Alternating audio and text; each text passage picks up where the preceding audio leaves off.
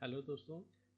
आज के सेशन में हम डिस्कस करने वाले हैं कि हम स्टॉक मैनेजमेंट सॉफ्टवेयर या इन्वेंट्री मैनेजमेंट सॉफ्टवेयर पाइथन और माइस्क्ल को यूज़ करते हुए कैसे बनाएं। तो सबसे पहले चलिए देखते हैं कि हमारे पास जो माइस्क्ल की टेबल्स हैं वो हमारे पास उसका स्ट्रक्चर कैसा है। तो यहाँ पर हमारे पास स्टॉक नाम से एक डेटाबेस अवेलेबल है और इस स्टॉक डेटाबेस के अंदर दो टेबल्स हैं हमारे पास, आइटम्स और ट्रांजेक्शन। सबसे पहले हम इनके स्ट्रक्चर को देख लेते हैं डिस्क्राइब कमांड के थ्रू। तो ये हमारे पास आइटम्स का हमारे पास लेआउट है। इसमें एक आईडी है और ये प्राइमरी की है और इसमें जो हमारे पास एंट्री होगी वो ऑटोमेटिकली इंक्रीमेंट होगी। दूसरा हमारे पास आइटम का नाम है, आइटम का प्राइस है, क्वांटिटी है और रीऑर्डर लेवल। रीऑर्डर लेवल के थ्रू हम ये जानेंगे कि किस क्वांटिटी के बाद अगर हमारे पास स्टॉक में सपोज कीजिए कि 50 एंट्रीज के बाद हमें क्या कहना चाहिए, हमें ऑर्डर करना है आइटम्स को, तो वो रीऑर्डर लेवल है। 50 एंट्रीज है किसी में, 20 एंट्रीज है किसी में, 100 एंट्रीज है तो उसके बाद। और दूसरी जो टेबल्स है हमारे पास वो है ट्रांजेक्शन्स। तो इसको भी स्ट्रक्चर को एक बार चेक कर लेते हैं। ट्रांजेक्शन्स, ट्रांजेक्शन एक्चुअली है, ट्रांजेक्शन की स्पेलिंग गलत हो गई, डिस्क्राइब ट्रांजेक्शन, ट्रांजेक्शन्स। तो यहाँ पर जितने भी ट्रांजेक्शन हैं जो सेल या परचेज करेंगे उसकी एंट्रीज यहाँ पर है। अब इसके रिकॉर्ड्स को भी एक बार चेक कर लेते हैं। सेलेक्ट ऑल फ्रॉम आइटम्स और दूसरा आपके पास है select all from all from transaction. तो ये हमारे पास दो टेबल्स बनी हुई है। इन टेबल्स को आप क्रिएट टेबल्स के थ्रू जनरेट कर सकते हैं। अब हम आ जाते हैं अपने पाइथन के प्रोजेक्ट पर। ये हमारे पास एक पाइथन का प्रोजेक्ट है जो स्टॉक को मैनेज करेगा और यहाँ पर हम तीन मॉड्यूल्स यूज कर रहे हैं बेसिकली। पहला मॉड्यूल है माइस्क्ल कैरेक्टर्स। ये मॉड्यूल हमारे पास माइस्क्ल को पाइथन से जोड़ने के काम में आता है। दूसरा हम करंट डेट, जो सिस्टम की करंट डेट है उसको यूज करने के लिए डेट फंक्शंस को यहाँ पर यूज करेंगे। और तीसरा है प्रिटी टेबल्स। प्रिटी टेबल्स के थ्रू हम अपने रिजल्ट्स को, जैसे कि माइस्क्ल में रिजल्ट्स ऑन स्क्रीन पर आते थे, उसी तरीके से रिजल्ट्स यहाँ पर आएंगे। इसकी कोडिंग को समझने से पहले मैं इसको एक बार चला के दिखाना आपको चाहता हूँ। तो इसे रन करने के लिए हम यहाँ पे रन कमांड को चलाते हैं और इसे फुल स्क्रीन मोड में कर लेते हैं।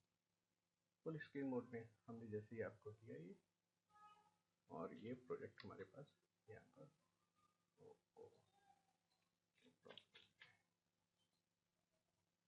ये देखिए, ये हमारे पास प्रोजेक्ट आ गया है। सबसे पहले हम यहाँ पर आइटम्स ऐड करते हैं। पहला आइटम यहाँ पर ऐसे ऐड करते हैं, तो इसका नाम है हमारे पास सपोज कीजिए कीबोर्ड। हमें कीबोर्ड ऐड करने हैं।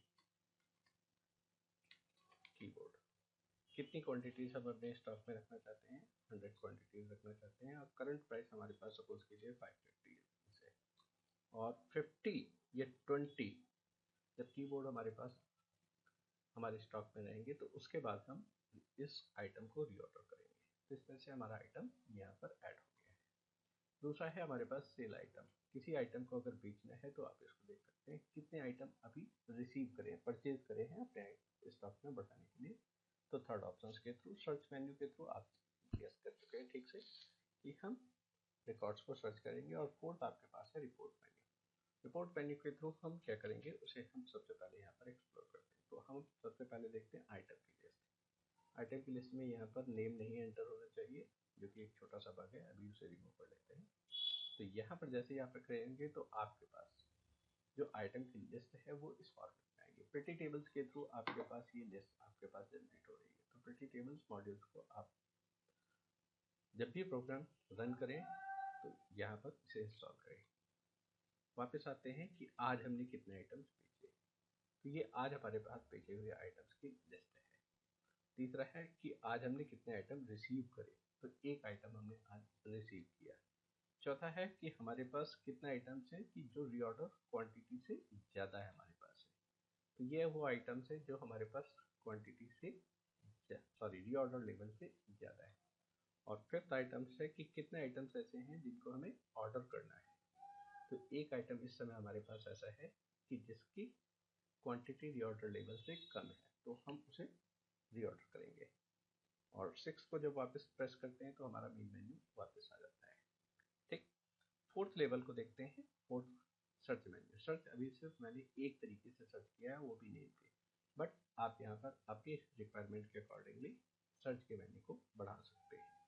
तो पहला ऑप्शन है, और यहाँ पर हमारे पास आर ए जैसे किया तो आर ए नाम से हमारे पास, जिसके नाम में भी आर ए हमारे पास अवेलेबल है, वो सारे आइटम्स ऑन स्क्रीन पर आपके पास आ चुके हैं। आप यहाँ पर बिल्कुल ठीक गेस कर रहे हैं, यहाँ पर लाइक क्लॉज यूज किया हुआ है।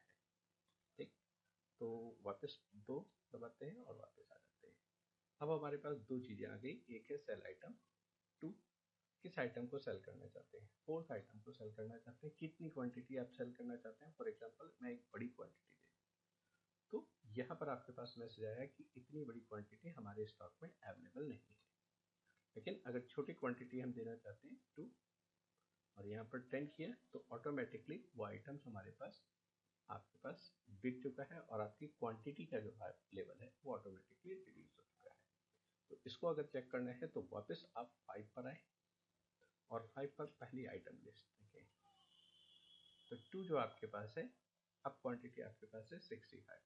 हम इसे दोबारा से यहाँ पर रीऑर्डरिंग करेंगे और फिर इसको दोबारा से चेक करेंगे। 2 और यहाँ पर 40 आइटम्स हमने भेजा,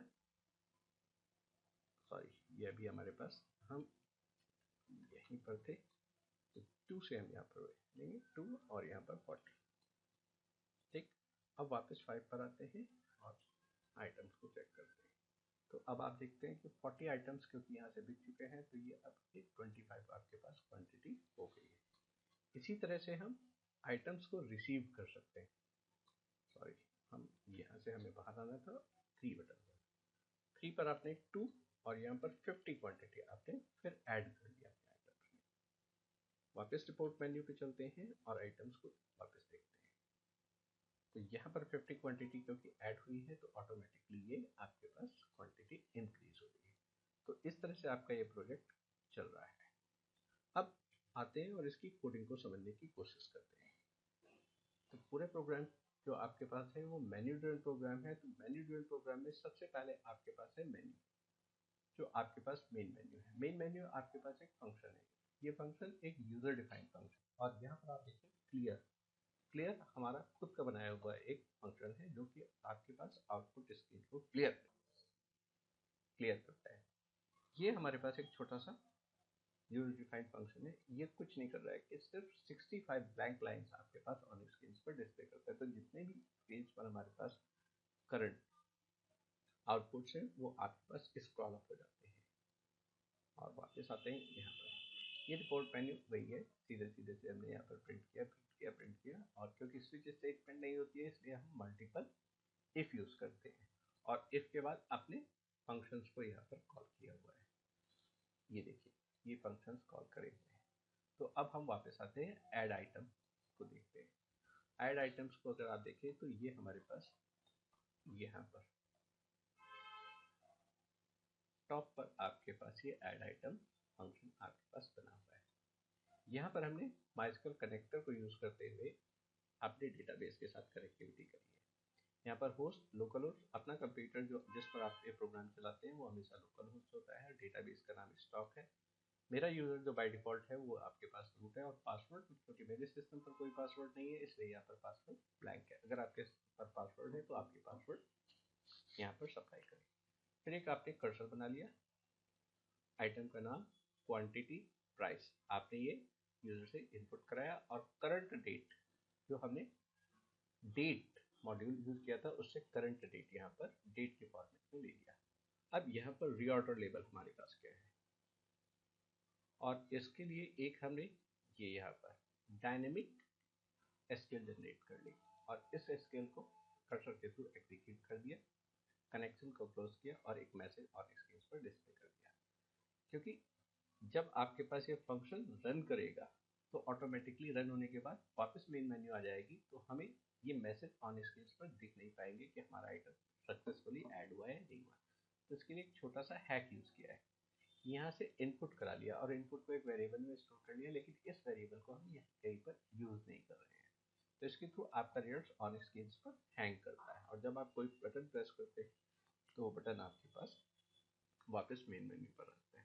और इसी तरीके से जब आइटम सेल करते हैं तो आपके पास क्या है, कनेक्शन जनरेट किया, कर्सर जनरेट किया, करंटली आइटम आईडी आपने लिया और कितनी क्वांटिटी आपने सोल्ड करी है वो। अब क्योंकि ये आइटम आपके डेटाबेस में एग्जिस्ट कर रहा है, इसलिए आप करंट आइटम को वहां पर क्वांटिटी रिड्यूस करते हैं और ट्रांजैक्शंस की टेबल में जो आपके पास है वो डिटेल्स यहाँ पर इंसर्ट कर देते हैं। ठीक, अब यहाँ पर क्योंकि आप सेल कर रहे हैं तो वो आइटम आपके पास अवेलेबल है या नहीं है, इसके लिए एक छोटा सा आइटम स्टेटस फंक्शन यूज किया है। आइटम स्टेटस फंक्शन इसके ठीक ऊपर लिखा होगा कहीं पर, आइटम स्टेटस यहाँ देखिए वापस। ये item status at A time सिर्फ एक रिकॉर्ड को रिटर्न कर रहा है और इसका थर्ड जो आपके पास इंडेक्स पर रिजल्ट है वो आपकी क्वांटिटी है। तो इस क्वांटिटी को हम यहाँ से रिटर्न कर रहे हैं और इसी क्वांटिटी को हम यहाँ पर चेक कर रहे हैं कि अगर वो क्वांटिटी हमारी क्वांटिटी से ज़्यादा है, दैट मीन्स जो स्टॉक में क्वांटिटी है और जो आप सेल क्वांटिटी करना चाहते हैं, तो सेल क्वांटिटी अगर स्टॉक क्वांटिटी से ज़्यादा है तो आप इस कमांड को नहीं चला सकते। अदरवाइज ये दोनों कमांड्स आपके पास चलेंगी, ऑन स्क्रीन पर मैसेज आएगा, अदरवाइज ये एरर मैसेज ऑन स्क्रीन पर आपके पास फ्लैश होगा। रिसीव्ड आइटम सेल आइटम जितना जैसा ही है, एग्जैक्टली वैसा ही है, बट यहाँ पर दो चीज़ें हैं कि आप यहाँ पर परचेज लिखेंगे और यहाँ पर क्योंकि आप वैल्यू ऐड कर रहे हैं अपने आइटम्स में तो आपको बाकी कोई काम करने की जरूरत नहीं है। सर्च आइटम इसी तरह से बिल्कुल सिंपल है, लेकिन यहाँ पर जो हमारे पास मेन पॉइंट है वो है आपके पास ये प्रिटी टेबल। प्रिटी टेबल इस तरीके से आपके पास यूज करी जाती है और यहाँ पर हम क्या कर रहे हैं, जो रिकॉर्ड्स हमारे पास आ रहे हैं फेच ऑल के थ्रू, फेच ऑल के थ्रू मल्टीपल रिकॉर्ड्स आ रहे हैं तो उनको एक लूप के थ्रू आपने इस प्रिटी टेबल में ऐड किया और ऐड करने के बाद उनको ऑन स्क्रीन पर डिस्प्ले कर दिया, कनेक्शन क्लोज और ये। तो ये इसी तरह से बहुत सिंपल सा आपके पास एक प्रोजेक्ट है जो कि क्लास 12 के स्टूडेंट्स अपने प्रोजेक्ट फाइल के लिए यूज कर सकते हैं। अगर आपको इस प्रोजेक्ट में किसी तरह की प्रॉब्लम है, रन करने में प्रॉब्लम है या आपको लगता है कि यहाँ पर कोई फीचर इंक्लूड किया जाना चाहिए तो आप प्लीज़ कमेंट बॉक्स में लिखिए, मैं आपके क्वेश्चंस का जवाब देने की भरपूर कोशिश करूँगा। और हाँ, इसका सोर्स कोड डिस्क्रिप्शन बॉक्स में दिया हुआ है और मेरी वेबसाइट CBSE टुडे पर भी दिया हुआ है, आप वहाँ से भी डाउनलोड कर सकते हैं। अगर आपको ये प्रोजेक्ट अच्छा लगता है तो प्लीज़ चैनल को सब्सक्राइब कीजिए और कमेंट कीजिए। Thank you.